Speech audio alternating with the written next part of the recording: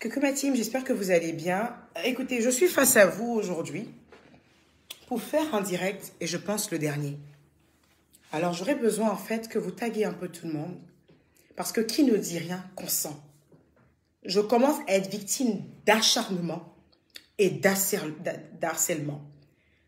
Ça commence à être un peu trop. Ça commence à être un peu de trop. On me dit comme ça qu'une personne qui est publique ne doit pas se justifier. On me dit comme ça qu'une personne qui a une certaine renommée ne doit pas se justifier. Parce que qui se justifie s'accuse, mais qui ne dit rien consent. Ça fait un moment où je suis victime de pas mal de choses. Je me suis levée ce matin, je suis avec mon pyjama, mon t-shirt et mon foulard que vous connaissez le mieux sur ma tête. Je ne viendrai pas avec du maquillage. Je ne viendrai pas avec des anti-cernes. Il faut que vous voyez bien dans mes yeux que je commence à en avoir ma claque. Que je commence à en avoir ma claque. Depuis un moment, sur les réseaux, quand on dit mon nom, vous avez envie de mettre juste à côté mythomane, vendeuse de rêves. Depuis un moment sur les réseaux, quand on dit mon nom, vous avez envie de mettre juste à côté mère d'enfants de pères différents. Depuis un moment, quand on dit mon nom, ce n'est que méchanceté gratuite. Comment tout ceci a commencé? Tout ceci a commencé à la suite d'une amitié avec une personne que je tairai le nom. Une fille qui est venue vers moi. Une fille qui a fait la courbette. Une fille qui a œuvré comme elle pouvait pour être amie avec moi. Cette fille a fait tout son possible pour être amie avec moi. Elle est passée par un jeune homme qui gère une page tribunal pénal. Elle a fait tout son possible pour être amie avec moi. Quand elle a été amie avec moi, je suis venue vous la présenter. Parce que cette jeune dame voulait être connue. Elle voulait une certaine popularité. Et j'y ai veillé. Quand je faisais un direct, elle me disait, Emmanuel, je veux faire le direct avec toi. Je la prenais auprès de moi. Et je faisais le direct avec elle. Pour que vous la connaissiez. Pour qu'elle ait un nom. Cette fille a eu à faire des histoires avec un homme avec qui je sortais, qui n'a rien à voir avec moi. Mais absolument rien à voir avec moi. Leur cuisine interne, comme on dit. Mais elle m'a choisi pour cible. Elle a eu le malheur un jour de me passer pendant que j'étais venue chez elle, de me proposer une ceinture en cuir. Elle m'a dit, tu passes en direct, je trouve que ton pantalon que tu as porté serait bien avec une ceinture. Cette fille m'a passé cette ceinture. Cette fille a utilisé la photo de cette ceinture pour la mettre partout. Partout, en me faisant passer pour une prêteuse. En me faisant passer pour une prêteuse. À savoir que cette fille, quand elle partait à Abidjan, je lui ai fait une valise de plus de 20 kilos. Avec de la lingerie, avec mes maillots de bain, avec des robes, avec des ensembles. Pour qu'elle aille shiner. Ni vu ni connu, je n'en ai jamais parlé. Je n'en ai jamais parlé. Cette fille me salit. Je l'ignore royalement. Parce que j'ai compris en fait que le fait que je l'ai fermée, elle en souffre.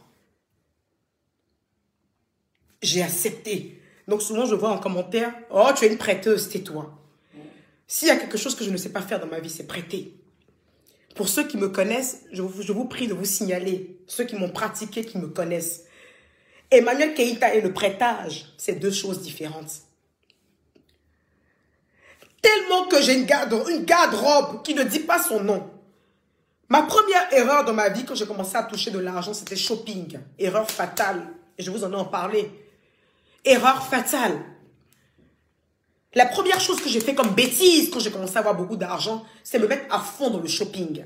Donc, les vêtements, les accessoires ne peuvent pas manquer. Vous pouvez taguer mon ex-mari, M. Koulibaly. Vous pouvez taguer mon ex-mari, M. Koulibaly. J'avais une chambre de vêtements. Et cette chambre est toujours là. Parce qu'avec les années, j'en ai continué à acheter. J'en suis même pas fière. Parce que ces vêtements et ces accessoires, Amine, auraient pu servir même à déposer même des immeubles. Donc, c'est même pas une fierté pour moi même de parler de ma garde-robe. C'est même pas une fierté pour moi, en fait, de snapper ma garde-robe. Parce que quand je regarde cette garde-robe, elle m'énerve. Quand je regarde ma garde-robe, elle m'énerve. Parce que quand je regarde ma garde-robe, je vois 10 business ratés. Quand je regarde ma garde-robe, je vois 2 immeubles pas achevés. Quand je regarde ma garde-robe, elle m'énerve.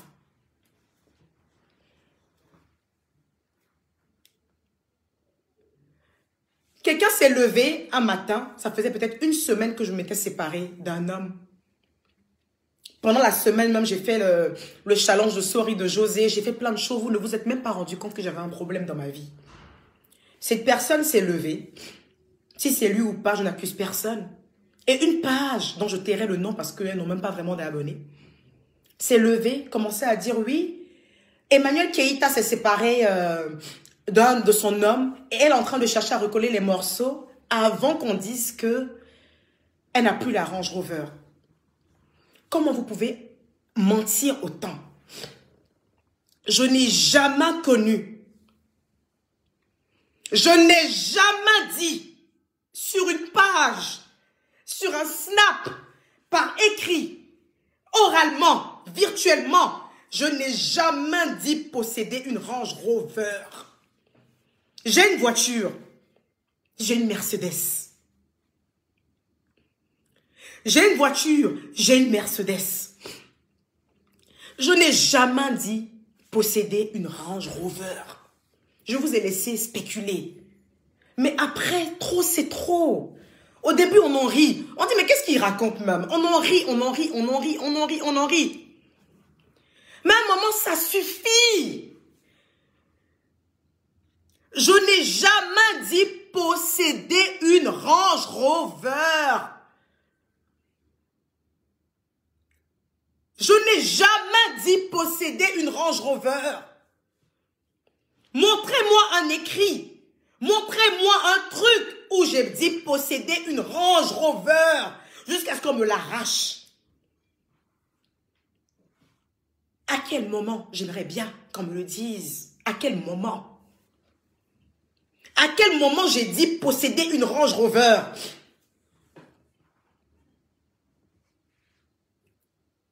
À quel moment j'ai dit posséder une Range Rover? Vous avez collé ça sur mon dos. Elle a dit qu'elle possède une Range Rover. Le gars lui a arraché sa Range Rover et j'en passe. J'ai pris aussi, j'ai accepté. Il y a 4 ans en arrière, vous les mêmes, son mari l'a répudié. Mon mari ne m'a jamais répudié. Avec tout le respect que j'ai pour M. Koulibaly, qui est le père de mes enfants et que j'aime beaucoup, je m'entends très bien avec lui. Même hier encore, j'étais en ligne avec lui. La personne qui a demandé le divorce, c'est moi, Emmanuel Keïta. Pendant des années, je vous ai laissé dire son mari l'a répudié. Depuis que je cherche garçon, il n'y a aucun homme qui m'a répudié. C'est mon éternelle honnêteté. Quand je suis avec un homme et qu'il n'y a plus de feeling, je me lève, je le fais asseoir. Et je lui dis, bébé, je ne veux plus rester avec toi parce qu'il n'y a plus de feeling et je ne veux pas te mentir. J'aime vivre. J'aime être épanouie. J'aime pas me forcer à être qui je ne suis pas. Les 3 relations que j'ai eues dans ma vie, qui sont les pères de mes enfants, que ce soit Rudy, que ce soit Kafou, que ce soit le père de Mathéo, ces 3 relations, c'est moi qui ai demandé à partir. Ils sont vivants et je parle devant une caméra. Pas parce qu'ils n'étaient pas bons. J'ai eu les meilleurs baby daddy qui existent et je suis très fière de ces hommes. Mais je suis comme ça. Quand je ne me sens plus bien dans une relation, où je ne suis plus épanouie, je pars. Au lieu de tromper et d'être fausse, je me lève et puis je dis, ah bébé, on n'a qu'à se séparer. C'est comme ça que j'ai toujours procédé dans ma vie. Je vois sur les réseaux, tu n'arrives pas à gérer un foyer, on te chasse à chaque fois. On ne m'a jamais chassé dans un foyer. Jamais.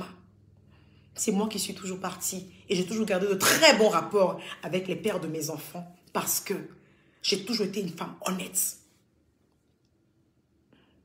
Quand j'ai un souci, j'appelle les pères de mes enfants. Je n'appelle pas de camarades. Quand j'ai un souci, je n'appelle pas des amis ou des potes. Le moins de soucis que j'aurai, j'appelle mes 3 baby daddy. Et ils sont toujours là pour moi. Parce qu'ils savent ce que je vaux. Vous vous levez, vous vous mettez sur des pages et vous dites, quelqu'un crée un faux profil et il écrit, tu es babysitter à Paris. Et vous capturez et vous en faites un buzz. Être babysitter, ce n'est pas grave. Mais ce n'est pas mon cas. Vous vous levez et vous dites aussi que, Amine, que je n'ai pas de papier. Mes 3 enfants sont français. Mes 3 enfants sont français. C'est moi qui ai fait un snap où je disais à ma communauté, putain, je ne peux pas voyager. Parce que en ce moment, la préfecture, les rendez-vous pour renouveler les titres de séjour sont hyper longs. C'est moi qui en ai parlé.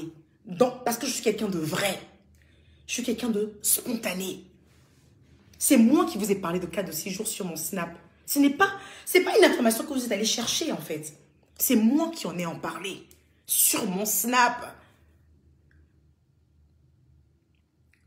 Ceux qui vivent en France en ce moment savent que pour renouveler ta carte de séjour, c'est hyper long. Je n'ai pas de problème de papier, je suis en France. Mon dernier voyage date de mai. Je venais de rentrer à peine de New York, que ma carte se périmait et que les préfectures fermaient. Mon prochain rendez-vous, c'est dans 2 jours pour récupérer encore ma carte de 10 ans. Pourquoi vous êtes méchants? Pourquoi vous êtes si méchants? Pourquoi vous êtes si méchants? Oui, tu dis que tu as de l'argent. Non, je n'ai jamais dit que j'étais riche. Mais j'ai une vie qui est enviable. Je suis l'une des rares personnes ici à être en France et puis à avoir un business rentable. Oui, ton business n'est pas déclaré. J'ai un site en ligne. Pour avoir un site en ligne et pour que les paiements puissent passer, que ce soit PayPal ou carte bancaire, c'est parce que ton site est déclaré. Pourquoi vous êtes méchants? On dit de ne pas se justifier, mais trop, c'est trop. On a nos mamans sur les réseaux sociaux, on a nos papas sur les réseaux sociaux, on a nos frères et sœurs sur les réseaux sociaux. Il faut que ça s'arrête. Vous me reprochez de me mêler de ce qui ne me regarde pas. Non, je suis une influenceuse, une impacteuse. Je parle des faits de société. Quand d'autres personnes en parlent, personne ne dit rien. Mais quand c'est moi qui en parle, ne serait-ce qu'un tout petit peu, on crie au scandale. Ce n'est pas de ma faute si ma voix porte si fort. Ce n'est pas de ma faute si ma voix porte aussi fort. C'est pas de ma faute si tout le monde parle d'un sujet et que quand moi j'en parle, ça retentit aussi bruyamment. C'est pas de ma faute, c'est mon aura. C'est pas moi. C'est pas de ma faute. Si une personne parlera du 3e mandat et que personne ne va écouter et que comment je vais dire boy move, c'est toute la toile qui est en effervescence. C'est pas de ma faute. C'est mon aura. Les sujets dont j'en parle, tout le monde en parle. Mais à mon tour, ces sujets à polémique. Ce direct que je suis en train de faire est le dernier direct que je ferai sur Facebook. Vous avez pu constater que je ne fais plus de direct. Mon équipe managériale m'a dit, ouais, fais pas ce direct, ça va te rabaisser ou quoi que ce soit. Non, je suis quelqu'un de vrai et de spontané. J'ai eu besoin aujourd'hui de vous parler et je n'effacerai pas ce direct. Il va rester sur ma page. Vous allez l'écouter, l'enregistrer autant de fois que vous le pourrez. Je ne veux plus qu'aucune page people, aucune page people, à l'exception de First Magazine, le vrai First Magazine qui a 2 millions et quelques d'abonnés, ne parle de moi. J'ai signé un contrat avec eux. Plus aucune page n'a le droit de parler de moi, que ce soit en bien ou en mal. Plus aucune page ne doit parler de moi. La prochaine page qui parlera de moi aura une plainte dans le cul et sa page sera fermée. C'est à ce moment-là, vous saurez qui je suis. C'est à ce moment-là, vous saurez qui je suis. J'ai vu plein de choses sur les réseaux. Telle personne se lève, les vendeuses de rêves, les vendeuses de rêves, les vendeuses de rêves. De quel rêve parlons-nous? Écrivez-moi en message quel est le rêve que je vous ai vendu. Le fait d'attraper un verre et de siroter, c'est du rêve. Mais attrapez donc votre coupe et sirotez-la.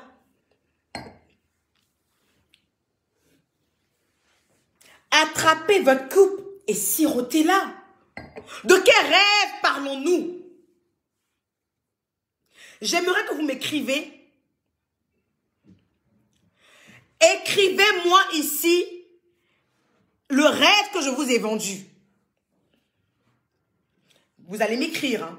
Le rêve que je vous ai vendu pour être taxé de vendeuse de rêves. Ces femmes qui vous vendent du rêve à longueur de journée sur les réseaux qu'on ginzin tous les jours, vous ne les voyez pas. C'est moi qui vais être, comment on appelle ça, l'illustration de vendeuse de rêve sur les réseaux. Vous avez déjà vu quelqu'un venir se mettre sur les réseaux pour dire qu'Emmanuel qui est à lui doit? Vous avez déjà vu quelqu'un se mettre sur les réseaux pour dire que je n'ai pas payé un loyer? Vous avez déjà vu quelqu'un se mettre sur les réseaux pour dire que j'ai pris de l'argent avec elle?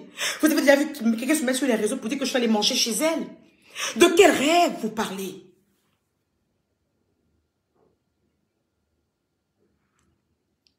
De quel rêve vous parlez?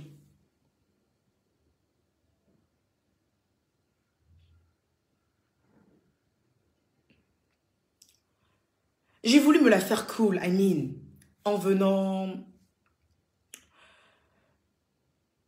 faire des directs constructifs où j'apportais un peu mon aide aux jeunes femmes. Je suis contente aujourd'hui de voir des femmes qui disent j'ai commencé à créer une activité par toi, par tes conseils que je te donnais sur le dropshipping et j'en passe. Aucune autre influenceuse ne le fait. Parce qu'elles n'en ont rien à foutre en fait.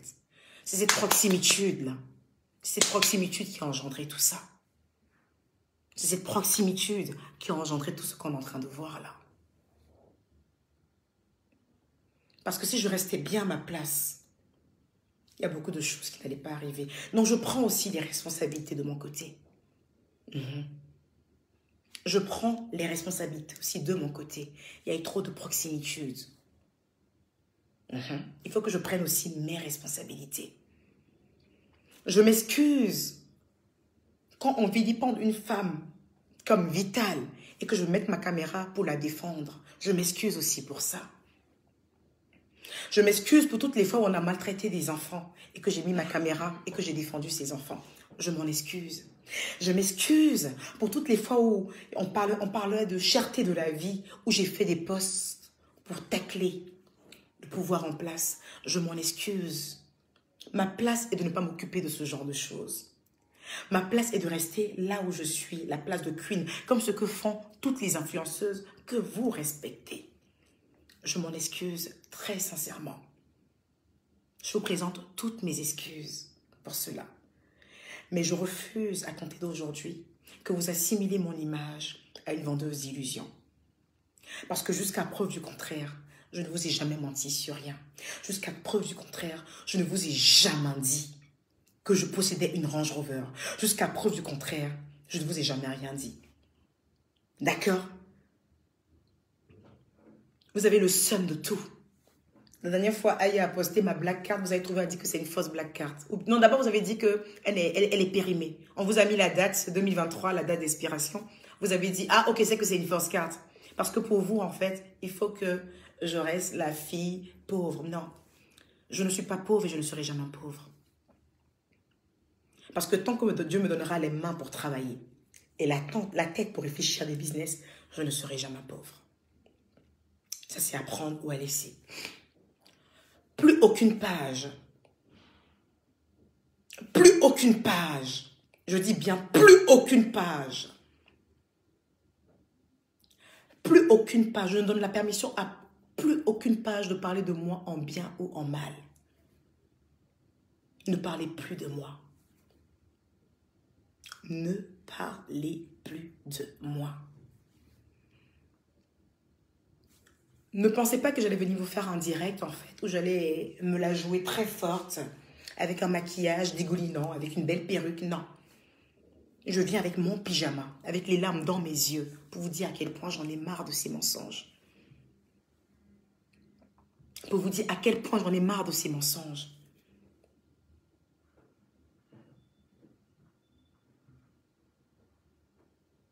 D'accord? Ce n'est pas bien ce que vous faites. Il faut que ça s'arrête. Les femmes que j'ai inspirées,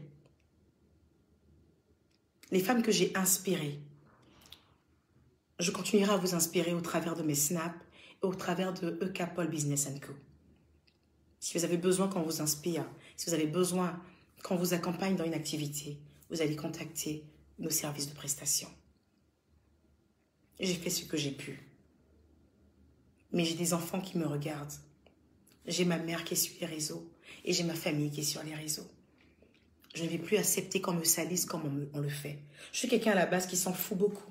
Je suis quelqu'un à la base qui tape beaucoup l'œil. Mais quand ça commence à salir ma réputation, je suis égérie de Tuller Afrique. Je suis égérie de plusieurs marques. Ces personnes aussi ont une image à sauvegarder.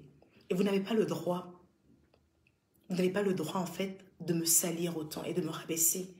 Parce que j'ai cette force de caractère de dire ce que je pense.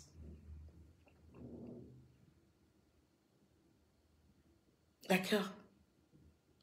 Vous n'avez pas le droit de me salir parce que je dis haut et fort ce que les gens disent bas.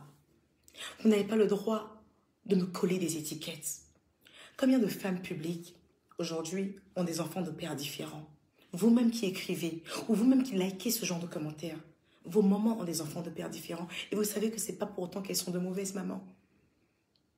À la seule différence, c'est parce que... c'est parce que moi, j'ai cette force de caractère de vous dire les choses comme je l'entends.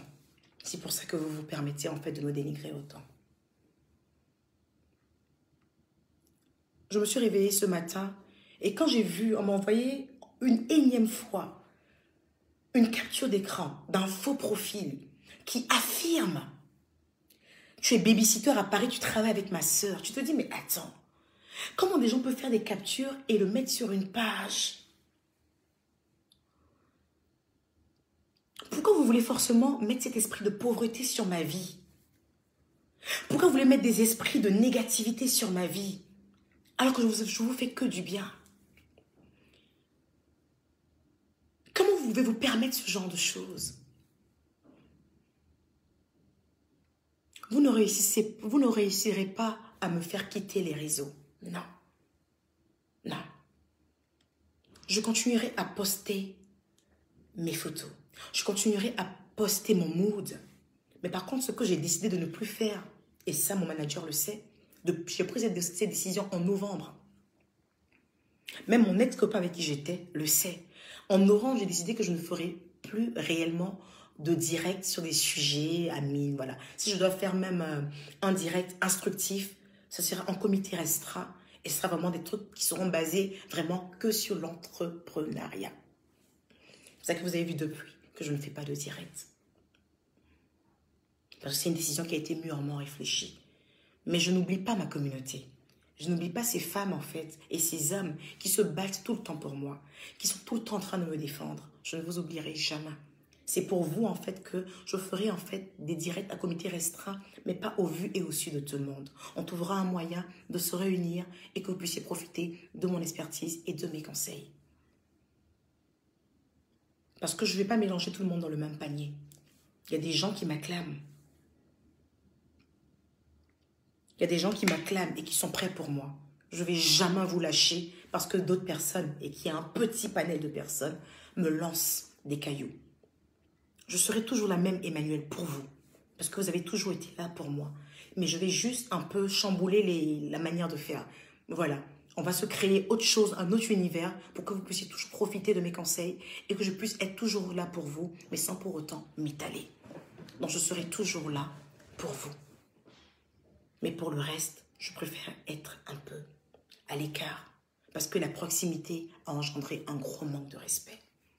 Je mérite le respect au même titre que tout le monde. Au même titre que tout le monde.